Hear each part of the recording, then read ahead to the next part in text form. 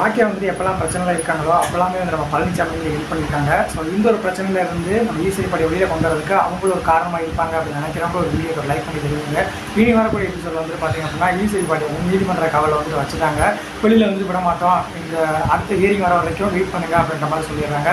எல்லாருமே வந்து அழுக ஆரம்பிச்சிடுறாங்க. என்னடா வந்துட்டு சாதகமாக வந்து நமக்கு வர வேண்டிய தீர்ப்பு வந்துட்டு இப்போ கோபி சொன்னால் அந்த ஒரு வார்த்தையால் வந்து டோட்டலாக வந்து அவங்களுக்கு போயிடுச்சு அப்படின்ற மாதிரி வந்து யோசிக்க ஆரம்பிச்சிட்டாங்க. வீட்டில் உள்ளவங்க எல்லாருமே வந்து கோபி மேலே வந்து செம்ம டென்ஷன் ஆகிட்டாங்க.